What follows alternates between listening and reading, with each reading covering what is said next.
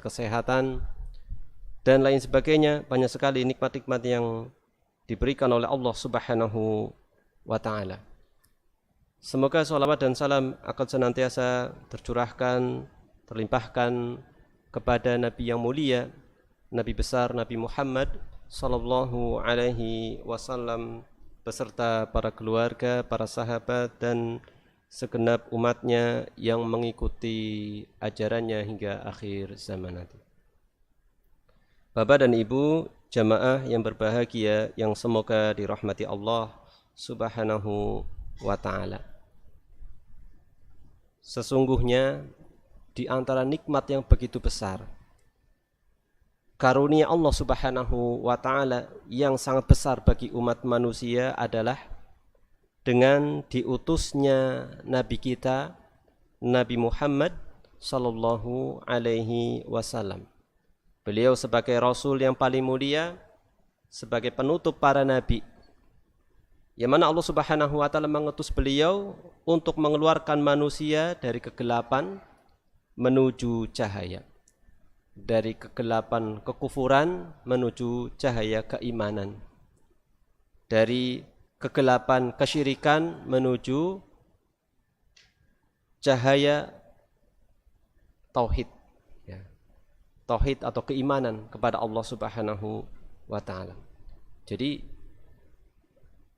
diutusnya Rasulullah sallallahu alaihi wasallam merupakan anugerah yang begitu agung, merupakan karunia yang begitu besar yang diberikan oleh Allah Subhanahu wa ta'ala, yang patut untuk kita bersyukur kepada Allah Subhanahu wa ta'ala. Beliau sangat memikirkan umatnya, maka sudah sepantasnya untuk kita sering memperbanyak mengucapkan sholawat untuk beliau sallallahu alaihi wasallam. Terlebih lagi di hari Jumat kita disuruh untuk memperbanyak membaca sholawat. Kata beliau sallallahu alaihi wasallam, siapa saja yang bersolawat satu saja sholawat, maka akan dibalas oleh Allah Subhanahu wa ta'ala dengan 10 kali sholawat. Ini subhanallah, kita hanya satu kali ternyata kita dibalas sholawat oleh Allah Subhanahu wa ta'ala sebanyak 10 kali. Maksudnya Allah bersolawat kepada hamba, untuk hamba, yaitu diberikan keridhaan, diberikan rahmat dari Allah Subhanahu wa ta'ala. Allah Subhanahu wa ta'ala berfirman di dalam surat Ali Imran yang menjelaskan akan karunia yang agung dengan diutusnya Rasulullah sallallahu alaihi wasallam. Dalam firman-Nya Allah berfirman, laqad mannallahu 'alal mu'minin id ba'atsa fihim rasulan min anfusihim yatlu 'alaihim ayatihi wa yuzakkihim wa yu'allimuhumul kitaba wal hikmah wa in kanu min qablu la fi dhalalim mubin. Yang artinya sungguh Allah telah memberi karunia kepada orang yang beriman ketika Allah mengutus di antara mereka seorang Rasul dari golongan mereka sendiri, yang membacakan kepada mereka ayat-ayat Allah, membersihkan jiwa mereka dan mengajarkan kepada mereka Alkitab dan Al-Hikmah. Dan sesungguhnya sebelum kedatangan Nabi itu mereka adalah benar-benar dalam kesesatan yang nyata. Jadi bisa dibayangkan sebelum diutusnya Rasulullah, bagaimana kondisi masyarakat ketika itu. Sampai pun pengaruh kebaikannya Rasulullah itu dirasakan, sadar atau tidak, itu orang-orang non-muslim. Itu sadar atau tidak mereka itu merasakan kebaikannya Rasulullah sallallahu alaihi wasallam. Bagaimana dari satu sunnah saja. Di antara 10 sunnah fitrah ada bersiwak misalkan. Sekarang sudah banyak dengan berbagai bentuknya, ragam produk sikat gigi, pasta gigi yang dikembangkan. Itu kan awalnya apa? Dari sunnah bersiwak, membersihkan mulut dengan kayu siwak itu. Pertamanya adalah dari apa yang dipraktekkan atau disunahkan oleh Rasulullah Shallallahu Alaihi Wasallam. Islam sangat menganjurkan manusia untuk bersikap bersih, ya, lingkungan maupun diri. Ya, ini bisa dibayangkan bagaimana kondisi masyarakat, ya, tanpa melalui petunjuk dari Rasulullah Shallallahu Alaihi Wasallam. Nah, ini jadi ini menunjukkan begitu besarnya karunia Allah Subhanahu Wa Taala dengan diutusnya seorang Rasul, ya, seorang Rasul dari golongan mereka sendiri. Inilah yang dulu seringkali jadi bahan olok-olokan. Orang musyrikin Quraisy dulu mengolok-olok, kenapa Rasul kok dari golongan manusia, tidak dari golongan malaikat. Ya. Ini jadi bahan olok-olok karena tidak ada lagi cara untuk menjatuhkan, ya. Akhirnya dengan mengolok-olok, dengan penuh dengan kedustaan. Yang mana Rasul ini membacakan kepada mereka ayat-ayat Allah, ya, membacakan kepada mereka ayat-ayat Allah, membersihkan jiwa mereka, ya. Jadi membersihkan jiwa mereka, menunjukkan kondisi masyarakat ketika itu adalah orang yang jiwanya begitu kotor, ya, akhlaknya buruk dan seterusnya. Ini subhanallah, ya, pengaruhnya begitu luar biasa. Tugasnya adalah membersihkan jiwa manusia dan mengajarkan kepada mereka Alkitab, yaitu Al-Quran. Kemudian Al-Hikmah, yaitu sunnah Rasulullah Sallallahu Alaihi Wasallam. Yang dimaksud dengan sunnah adalah apa saja yang datang dari diri beliau, baik ucapan maupun perbuatan atau persetujuan. Ya, ini disebut dengan sunnah. Dan sesungguhnya sebelum kedatangan Nabi itu mereka adalah benar-benar dalam kesesatan yang nyata. Ya. Ya, kesesatan nyata adalah dalam kondisi benar-benar bodoh dan kondisi benar-benar kufur kepada Allah Subhanahu wa Ta'ala. Ya. Seorang Muslim ketika mengucapkan dua kalimat syahadat, ya, asyhadu alla ilaha illallah wa asyhadu anna Muhammadar Rasulullah. Ini dua kalimat syahadat. Dengan satu kalimat ini yang tersusun dari dua kalimat syahadat ini menyebabkan orang itu menjadi beragama Islam, ya.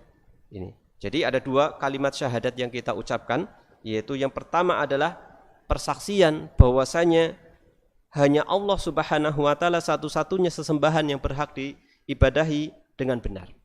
Kemudian yang kedua, bersaksi bahwa Nabi Muhammad adalah utusan Allah. Maka istilahnya itu adalah syahadatullah, ya. Ya, syahadat yang berkaitan dengan Allah Subhanahu wa Ta'ala, kemudian syahadat Rasul, ya. Ini ada dua, ya, ini. Jadi berkaitan dengan hal ini, syahadat Rasul yang berbunyi wa asyhadu anna Muhammadar Rasulullah. Ini adalah pembahasan kita kali ini, ya. Kita mengakui, bersaksi bahwasanya Nabi Muhammad adalah Rasul utusan Allah Subhanahu wa Ta'ala. Dalam syahadat asyhadu anna Muhammadar Rasulullah ini terkandung dua rukun. Terkandung dua rukun atau sifat bagi Rasulullah Sallallahu Alaihi Wasallam yang wajib untuk kita beriman. Apa rukun yang dimaksud? Ya. Yang pertama adalah sifat ubudiyah atau rukun ubudiyah. Ubudiyah itu artinya adalah seorang hamba, dari kata abdun, hamba, atau penghambaan diri. Ini. Jadi yang pertama. Kemudian yang kedua, risalah. Rukun yang kedua adalah risalah. Risalah itu adalah bahwasanya beliau adalah Rasul utusan Allah Subhanahu wa Ta'ala. Jadi sikap kita kepada diri beliau adalah harus terkumpul dua hal ini. Terkumpul dua hal ini, yaitu beliau itu ada hamba, beliau juga adalah seorang Rasul. Tidak boleh cuma satu saja, salah satunya tidak boleh, ya. Kenapa? Nanti akan menyebabkan bagaimana ketika kita tidak memenuhi dua rukun tersebut. Jadi ketika kita mengucapkan wa asyhadu anna Muhammadar Rasulullah, kita bersaksi bahwasanya Nabi Muhammad itu adalah hamba dan Rasul utusan Allah, ya. Kita bahas yang pertama, yaitu sifat ubudiyah, yaitu seorang hamba. Beliau adalah seorang hamba. Jadi sudah menjadi keutamaan bagi Nabi Muhammad SAW bahwa beliau di beberapa ayat, ya, di beberapa ayat, bukan hanya satu, tetapi di beberapa ayat, beliau disifati oleh Allah Subhanahu wa Ta'ala dengan sifat beliau itu seorang hamba. Hamba berarti sama dengan kita manusia, nggih. Ya, beliau adalah manusia biasa. Di sisi lain beliau adalah manusia biasa. Seorang hamba Allah. Allah sebutkan dalam ayat-ayat berikut ini. Ya, kira-kira ayat-ayat apa? Ya, kita sampaikan satu persatu. Yang pertama, surat Al-Isra ayat 1. Surat Al-Isra ayat 1. Ya. Yang di sana berbunyi,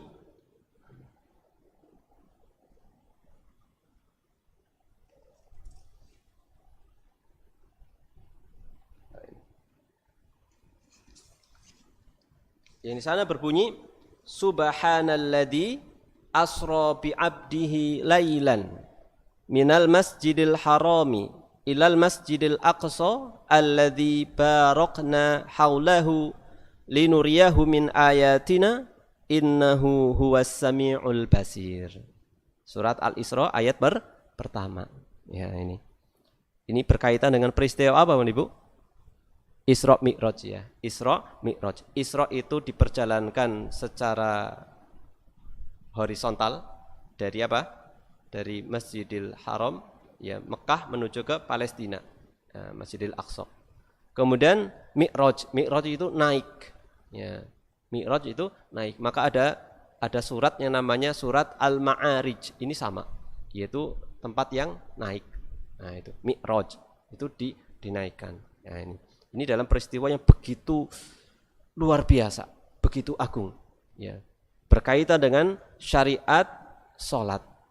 Ya, ini Isra Mi'raj. Ini adalah mukjizat yang diberikan oleh Allah kepada Rasulullah sallallahu alaihi wasallam. Ketika itu tidak ada orang yang percaya. Masa sih satu malam kok bisa seperti itu? Enggak ada yang percaya. Tapi ada sahabat yang percaya, siapa? Sahabat Abu Bakar As-Siddiq. Maka beliau digelari dengan As-Siddiq, orang yang senantiasa jujur membenarkan. Ya. Maha suci Allah yang telah memperjalankan hambanya. Nah, ini Subhanalladzi asra bi'abdihi. Maha suci Allah yang telah memperjalankan hambanya. Padahal dalam peristiwa momentum yang begitu luar biasa, ya, momentum yang begitu mulia, tinggi, kedudukannya begitu tinggi, tetapi Allah menyebutkannya dengan kata hamba, tidak dengan Subhanalladzi asra bi rasulihi. Ya. Tidak maha suci Allah yang telah memperjalankan rasulnya, tetapi dengan kata memperjalankan hambanya. Pada suatu malam dari Al-Masjidil Haram menuju Al-Masjidil Aqsa yang telah kami berkahi sekelilingnya, ya, agar kami perlihatkan kepadanya sebagian dari tanda-tanda kebesaran kami. Jadi Masjidil Aqsa memang tempatnya para nabi di situ. Terkumpulnya para nabi. Ya. Maka tidak heran itu tempat yang jadi perebutan dari zaman dahulu. Ya. Dahulu di zaman Umar bin Khattab itu dikuasai oleh kaum Nasrani. Ya. Ya, Romawi, ya. Dari kaum Nasrani. Kemudian ditaklukkan lagi, dikuasai oleh Islam lagi di zaman Umar bin Khattab. Kemudian setelah itu dikuasai lagi, dan di zamannya Salahuddin Al-Ayyubi direbut kembali. Ya, seperti itu. Ya, ini. Jadi segala atau maha suci Allah yang telah memperjalankan hambanya pada suatu malam dari Masjidil Haram ke Masjidil Aqsa yang telah kami berkahi sekelilingnya agar kami perlihatkan kepadanya sebagian dari tanda-tanda kebesaran kami. Sesungguhnya dia adalah maha mendengar lagi maha mengetahui.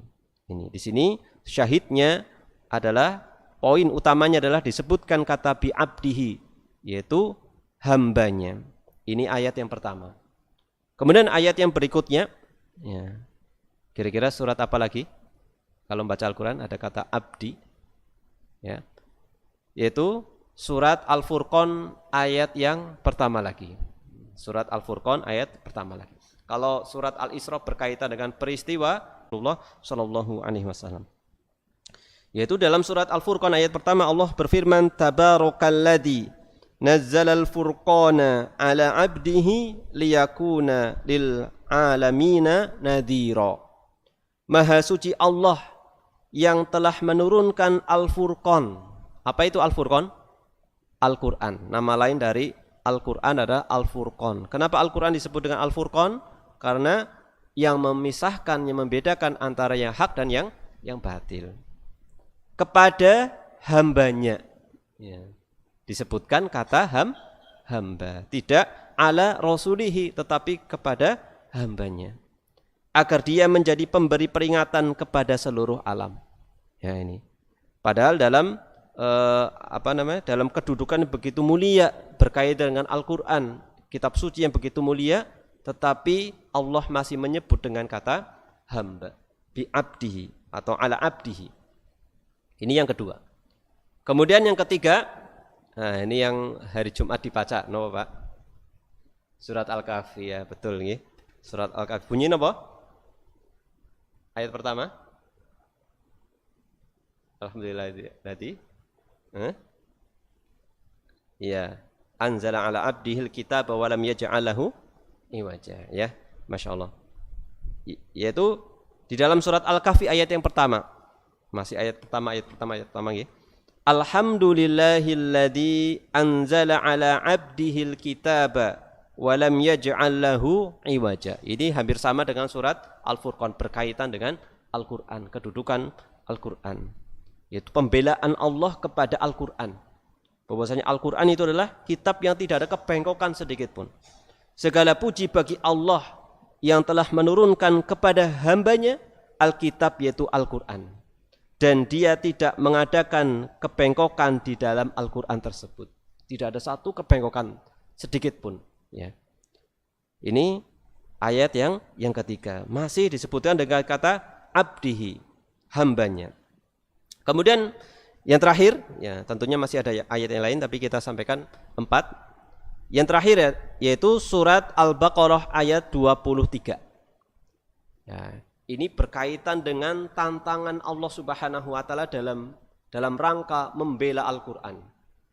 Dalam rangka membela Al-Qur'an dengan menantang orang kafir Quraisy, orang musyrikin Quraisy yang mereka diperintahkan untuk beribadah kepada Allah, tetapi mereka ternyata tidak mau beribadah kepada Allah Subhanahu wa taala, tidak mau mengikhlaskan, memurnikan ibadah kepada Allah Subhanahu wa taala. Allah tantang kepada mereka untuk mendatangkan satu surat saja yang semisal dengan Al-Quran. Dalam firman Allah Subhanahu wa taala, wa in kuntum fi raibim mimma nazzalna ala abdina fa'tu bi suratim mim mithlihi wad'u syuhada'akum min dunillahi in kuntum shadiqin. Ya.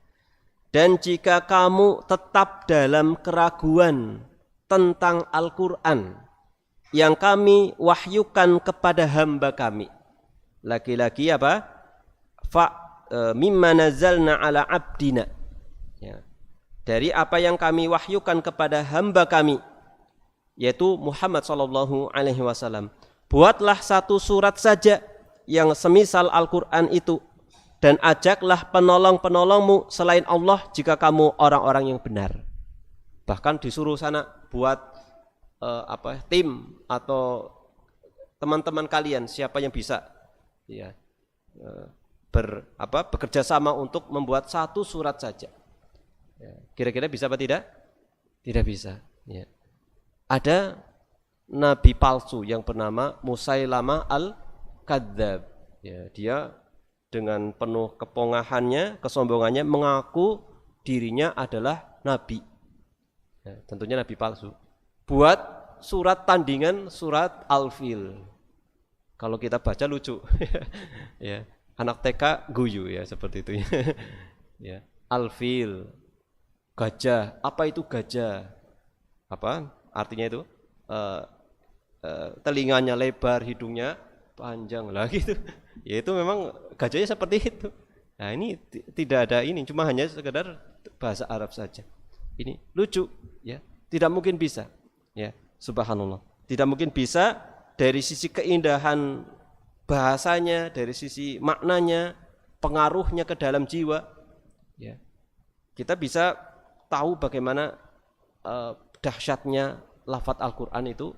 Bisa kita tambah yakin ketika misalnya ada orang yang terkena gangguan jin, bacakan Al-Quran, dampaknya atau efeknya akan terasa.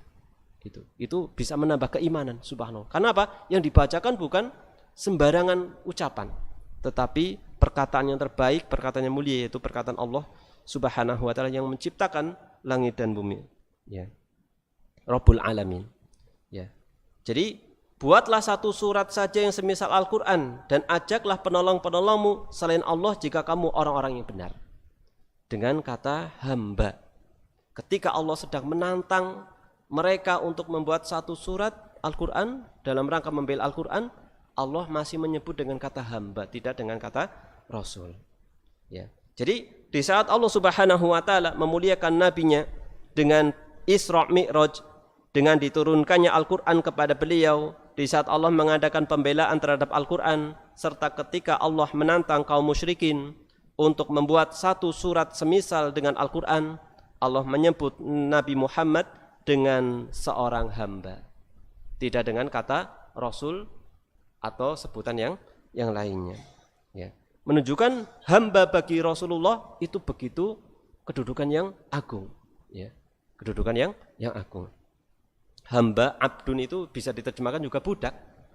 Tetapi ketika budaknya adalah budaknya Allah, itu mulia. Tetapi ketika menjadi budak selain Allah, maka akan hina, ya. Ini dari Abu Sa'id Al-Khudri dalam sebuah hadis yang diriwayatkan oleh Imam Al-Bukhari dari sahabat Abu Sa'id Al-Khudri, Nabi SAW menyebut dirinya dengan seorang hamba. Masih ada hadis-hadis yang lain, tapi saya bawakan hadis yang cukup panjang ini, ya.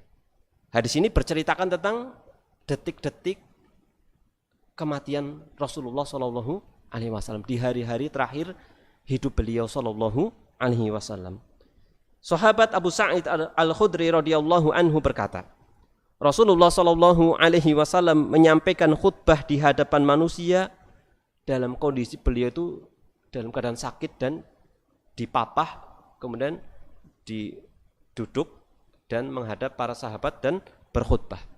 Dalam khutbahnya beliau bersabda, Innallaha khayyara abdan baina dunya wa baina ma indahu fakhtara dzalikal abdu ma indallah. Ya. Ini para sahabat ketika mendengar ini belum ngeh bahwasanya yang disebut dengan hamba itu adalah Rasulullah sendiri. Artinya apa? Sesungguhnya Allah telah memberi pilihan kepada seorang hamba untuk memilih antara dunia dan apa yang ada di sisi Allah. Jadi ada hamba yang diberi pilihan oleh Allah, apa mau milih dunia, tetap di dunia maksudnya, tetap hidup di dunia, atau memilih apa yang ada di sisi Allah.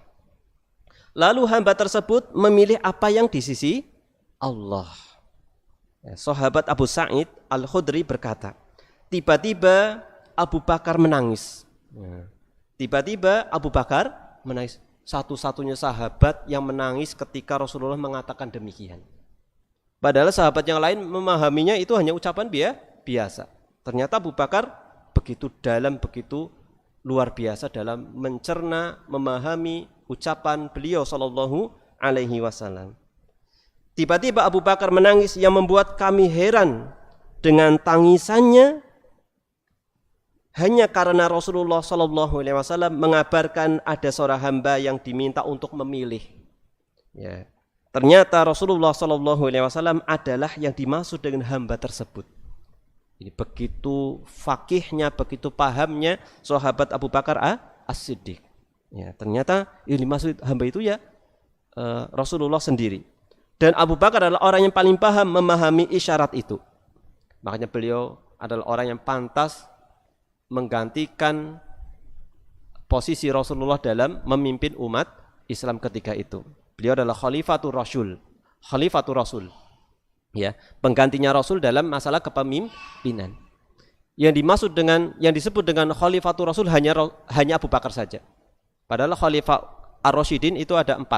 Tetapi yang disebut dengan Khalifatur Rasul hanya Abu Bakar. Karena penggantinya Rasul dalam masalah kepemimpinan. Adapun Umar, Utsman itu disebut dengan istilah Amirul Mukminin, yaitu Ali juga seperti itu, Amirul Mukminin. Ya. Ya, hanya Abu Bakar yang memahami isyarat dari Rasulullah Shallallahu Alaihi Wasallam.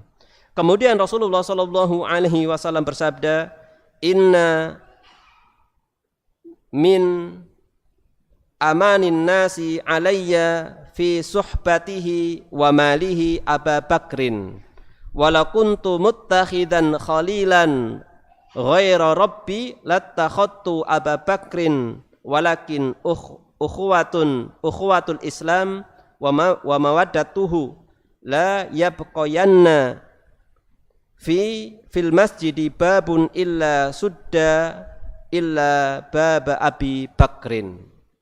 Yang artinya sesungguhnya manusia yang paling terpercaya di hadapanku dalam persahabatannya dan hartanya adalah Abu Bakar.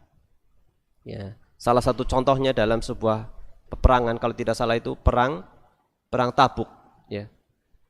Ini peperangan yang begitu luar biasa yang akan dihadapi kaum muslimin ketika itu, ya. Ya, kalau tidak salah perang Tabuk. Kemudian juga membutuhkan biaya yang besar. Maka Rasulullah itu menggalang dana ibaratnya. Ya. Ya. Ternyata apa? Umar menginfakkan separuh hartanya. Ternyata Abu Bakar menginfakkan seluruh hartanya. Subhanallah. Tidak takut miskin. Kemudian apa yang Anda sisakan untuk keluargamu, wahai Abu Bakar? Aku sisakan Allah dan Rasul. Subhanallah. Begitu yakinnya sahabat Abu Bakar. Tetapi kita jangan tiru ya. Jangan tiru ya. Anjuran Rasul apa? Kalau tidak salah itu sepertiga ya. Jangan lebih dari itu. Karena jangan sampai dengan kita semangat itu nanti keluarga kita malah minta atau mengemis seperti itu. Ya. Ini. Jadi yang paling dipercaya oleh Rasulullah SAW adalah dalam persahabatannya dan hartanya adalah sahabat Abu Bakar. Persahabatannya sudah terbukti. Beliau menemani Rasulullah ya hijrah. Ya seperti itu. Dan orang yang di antara sahabat yang pertama-tama masuk Islam. Kemudian yang membenarkan Rasulullah peristiwa Isra Mi'raj dalam hijrah, bagaimana sahabat Abu Bakar radhiyallahu anhu. Demikian juga hartanya ya membebaskan sahabat Bilal ya seperti itu, sahabat Abu Bakar. Demikian juga menyokong dakwah Rasulullah sallallahu alaihi wasallam. Maka sangat heran ada orang yang mengklaim dirinya Islam tetapi mencaci maki sahabat Abu Bakar As-Siddiq dan Umar bin Khattab radhiyallahu anhu dan menjadikan itu sebagai ajaran agama mereka. Siapa mereka itu? Yaitu orang-orang Syiah. Itu menjadikan celaan caci maki mereka kepada sahabat Abu Bakar dan Umar sebagai bagian dari ajaran mereka. Bahkan mengatakan Abu Bakar dan Umar itu adalah dua berhala. Subhanallah. Ya. Naudzubillah, ini perkataannya begitu kecil. Ternyata ada hikmahnya. Seorang yang dicaci maki itu sebenarnya sedang dikirim pahala, ya kan? Dan dimuliakan oleh Allah Subhanahu wa taala dan menjadi azab atau siksa bagi mereka yang melakukannya. Dan seandainya aku boleh mengambil puncak kekasih selain Rabbku, tentulah Abu Bakar orangnya. Akan tetapi yang ada adalah persaudaraan Islam dan berkasih sayang dalam Islam. Sungguh tidak ada satupun pintu di dalam masjid yang tersisa melainkan akan tertutup kecuali pintu Abu Bakar. Ini pernyataan dari Rasulullah SAW di akhir-akhir kehidupan beliau, dan banyak sekali pujian-pujian beliau kepada sahabat Abu Bakar. Ini menunjukkan akan keutamaan sahabat Abu Bakar. Ya, ini begitu luar biasa sahabat Abu Bakar, pengorbanan beliau, dan kaum muslimin sepakat bahwa beliau adalah manusia terbaik setelah para nabi dan para rasul. Itu Abu Bakar, kedua Umar. Ya. Penghambaan dirinya kepada Allah Subhanahu wa taala dan beliau menjadi hamba yang telah mencapai puncak dari kemerdekaan.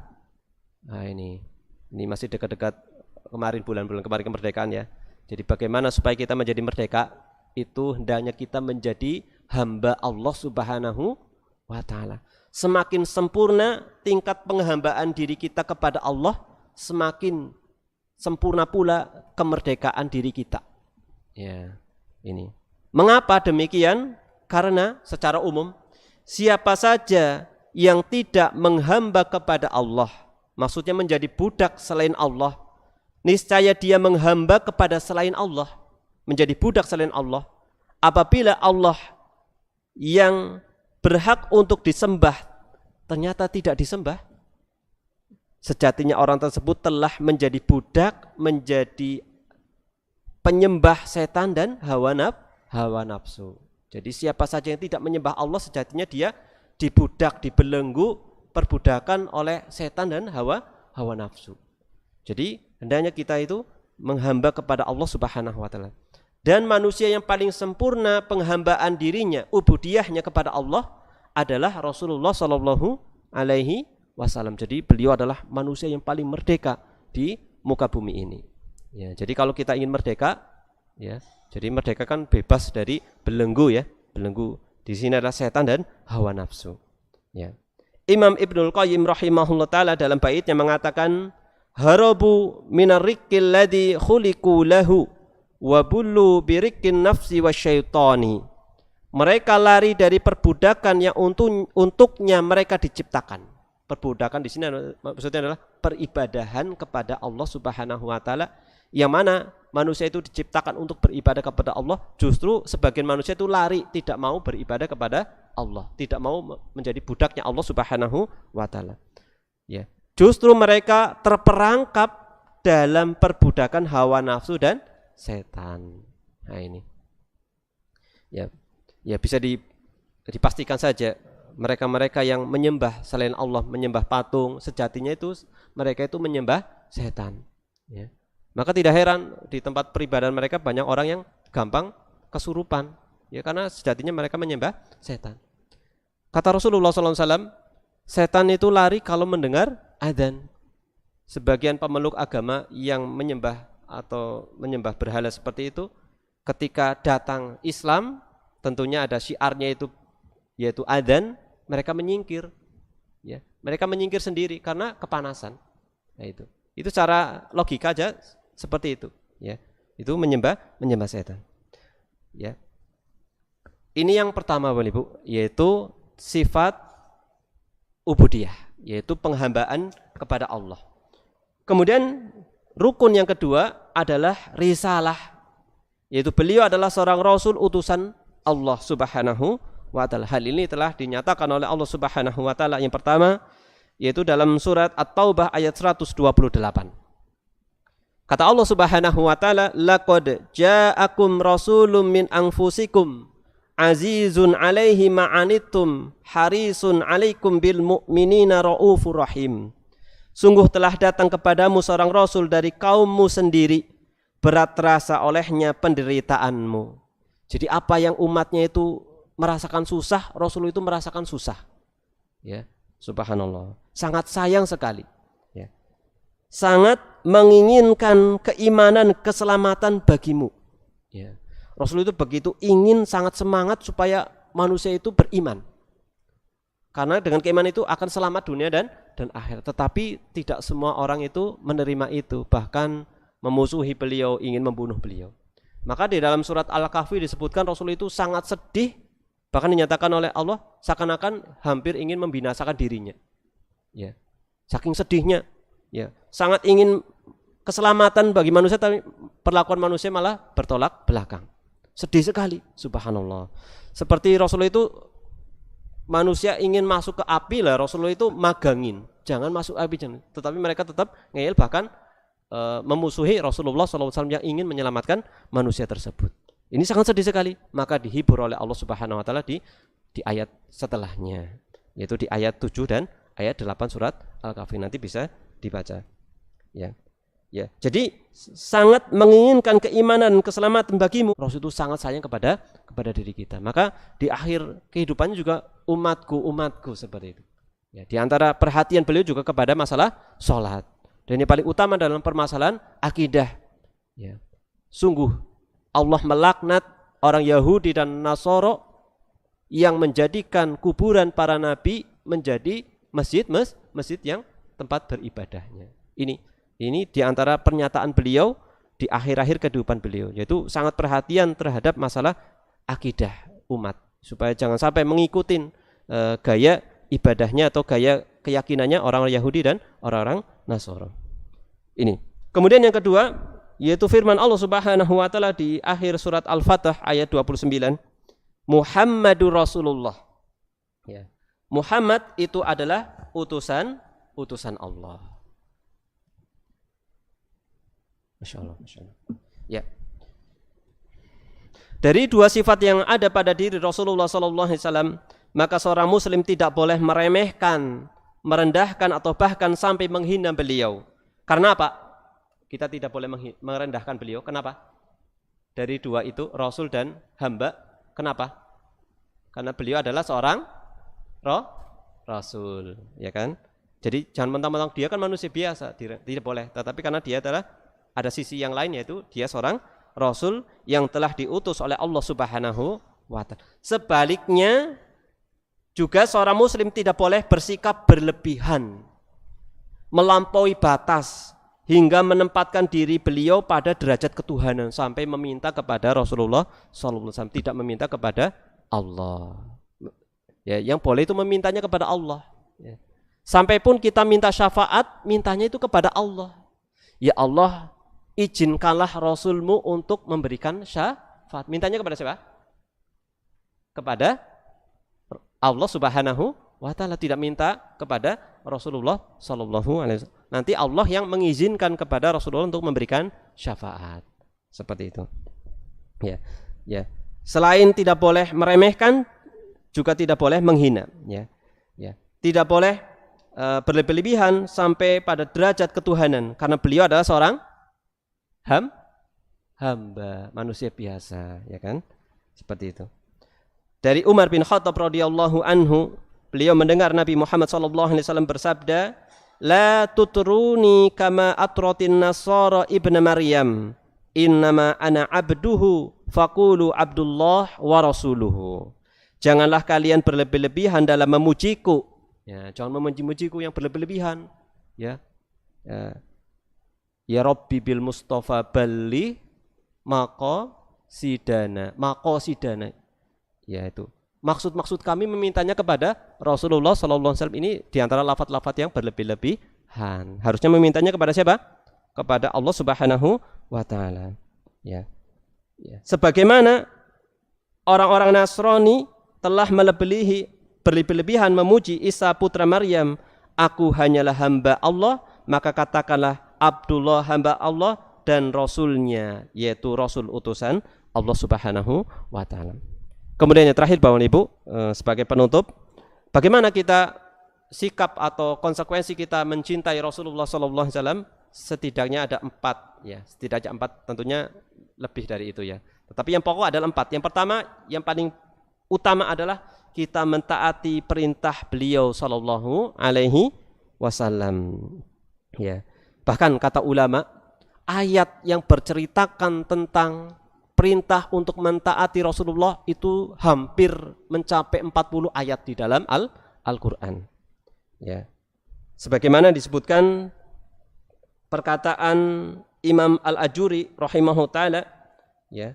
Beliau mengatakan summa furidu 'alal khalqi ta'atuhu fi nisfin wa thalathina maudi'an min kitabillah.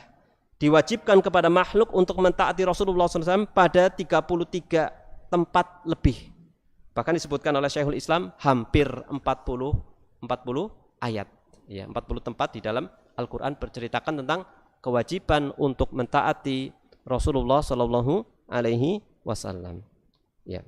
Ini yang pertama. Kemudian yang kedua, membenarkan ucapan dan kabar yang datang dari beliau sallallahu alaihi wasallam, yaitu menerima seluruh yang datang dari beliau tanpa ragu dan tanpa kecuali.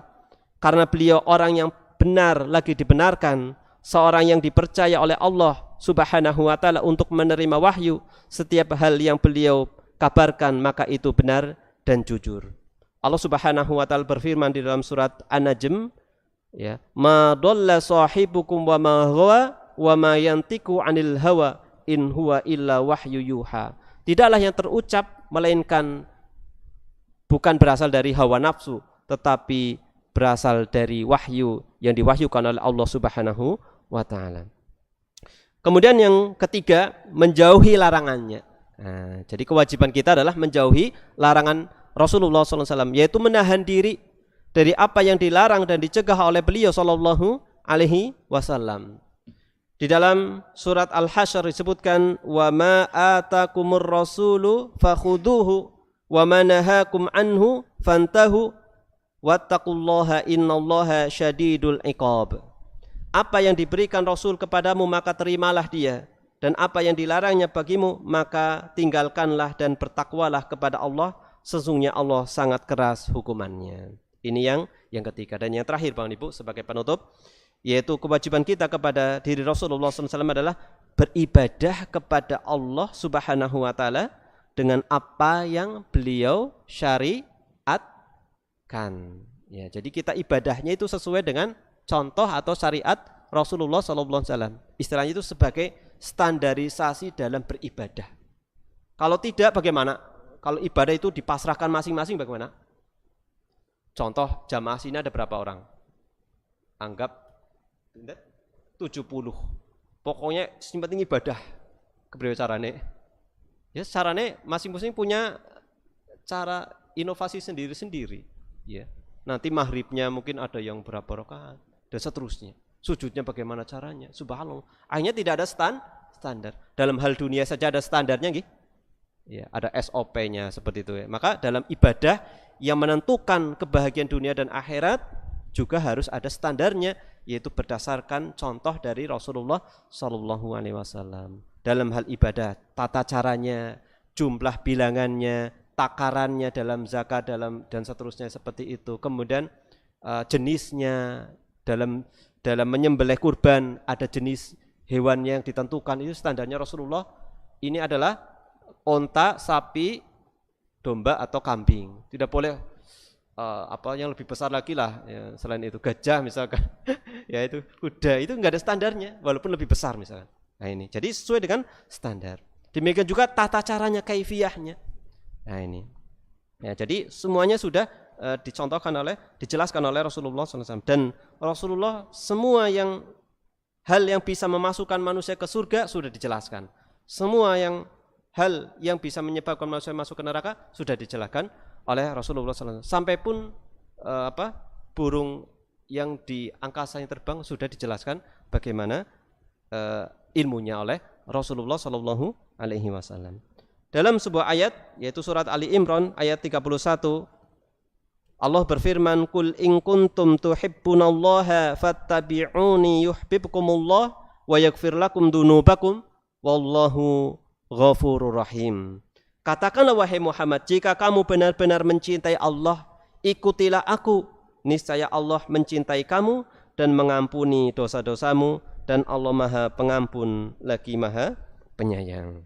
Jadi implementasi dari rasa cinta kepada Rasulullah tentunya banyak bersolawat, kemudian dengan tadi mentaati beliau, menjauhi larangan beliau, kemudian membenarkan kabar-kabar beliau, kemudian tadi beribadah kepada beliau dengan syariat atau mengikuti tuntunan Rasulullah Shallallahu Alaihi Wasallam. Dalam berita-berita atau kabar-kabar yang menurut kita tidak masuk akal, kita buang akal kita. Yang benar adalah apa yang disampaikan oleh Rasulullah Shallallahu Alaihi Wasallam. Contoh saja sebagai penutup ya, dalam sebuah hadis dari permasalahan fikih, seandainya ada lalat masuk ke minuman, apa petunjuk Rasulullah? Dibenamkan ya, dicelupkan sekalian, kemudian diambil, dibuang itunya, dan silakan bisa diminum. Apa hikmahnya? Satu sayapnya ada penyakit, racun, ternyata satu sayapnya lagi ada penawar atau kondisinya seperti itu. Yang satunya, salah satunya ada racunnya, ternyata yang satunya ada obatnya. Subhanallah. Ini contoh ya. Jadi kita tahu atau tidak hikmah dari apa yang diperintahkan beliau atau yang dikabarkan beliau, harus kita beriman. Dan hal-hal yang lain berkaitan dengan hal-hal gaib, ya masih banyak lagi seperti itu. Ya, jadi alam siksa dan nikmat kubur ini kan kalau secara akal masa sih kayak gitu. Nah, kita bongkar coba. Nah, ini kan orang mendahulukan akal. Dan ingat bahwasanya akal manusia itu terbatas, ya. Ketika kita mendahulukan akal, logika, maka akan tersesat sebagaimana tersesatnya iblis yang mendahulukan akal. Ketika disuruh bersujud, tidak mau. Saya kan dari api, yang ini kan dari tanah. Masa api menyembah tanah? Subhanallah. Di samping juga kesombongan seperti itu. Ya mungkin itu Bapak Ibu yang disampaikan, mudah-mudahan bermanfaat. Ya yang sedikit ini mudah-mudahan bermanfaat, bisa menambahkan keimanan kita kepada Rasulullah SAW, yaitu Rasul yang tentunya kita mencintainya, ya Rasul yang kita memohon kepada Allah nantinya memberikan syafaat kepada diri kita, seperti itu. Demikian, terima kasih atas perhatian dan mohon maaf apabila ada yang kurang dan kata-kata yang salah. Wabillahi taufik wal hidayah. Wassallallahu ala Muhammadin wa ala alihi wa sahbihi ajma'in. Subhanakallahumma wa bihamdika asyhadu an la ilaha illa anta astaghfiruka wa atubu ilaik. Wassalamualaikum warahmatullahi wabarakatuh.